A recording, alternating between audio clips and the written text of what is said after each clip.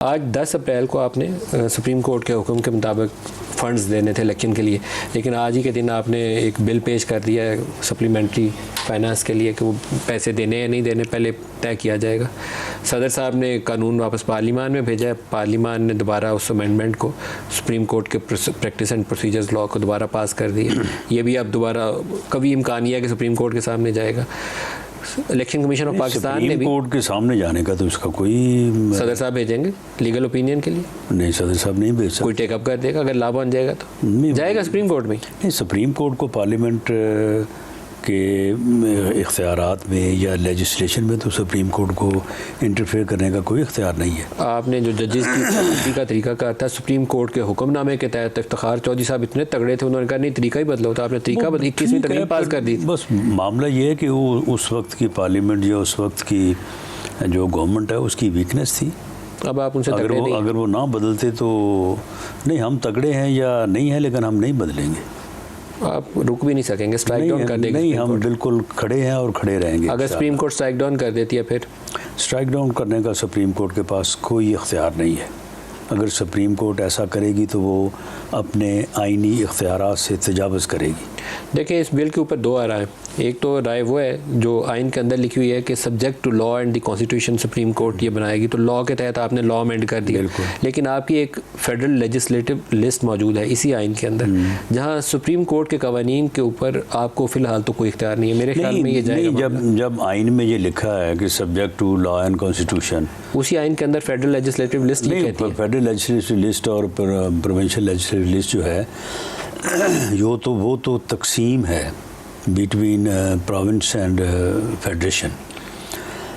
बाकी बहुत सारी चीज़ें हैं जिसके ऊपर लेजिस्लेचर को या पार्लियामेंट को इख्तियार है और उनका उस लिस्ट में ज़िक्र नहीं है। मामला ये है कि जब आइन में जहाँ पे सुप्रीम कोर्ट का जिक्र है वहाँ पे ये दर्ज है subject to law and constitution. Constitution किसने बनाना है? इसी पार्लियामेंट ने बनाना है, 2/3 मेजॉरिटी के साथ बनाना है। लॉ किसने बनाना है? इसी पार्लियामेंट ने बनाना है।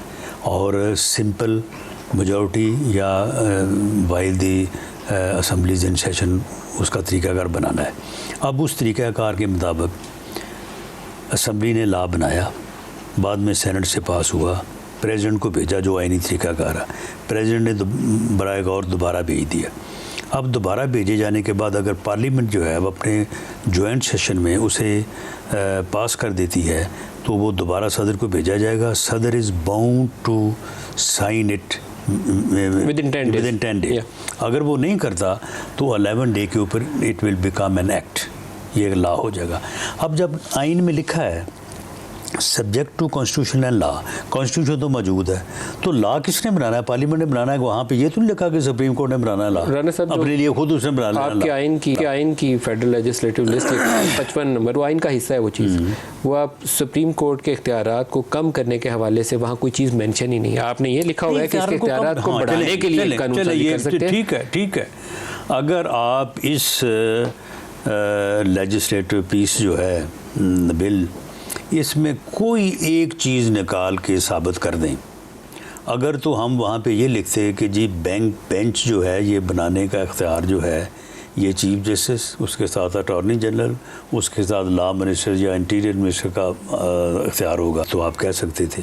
अगर हम ये कहते कि जी जो है ये अपील जो होगी वो प्रेसिडेंट सुनेगा on the advice of the prime minister, फिर आप कह सकते थे।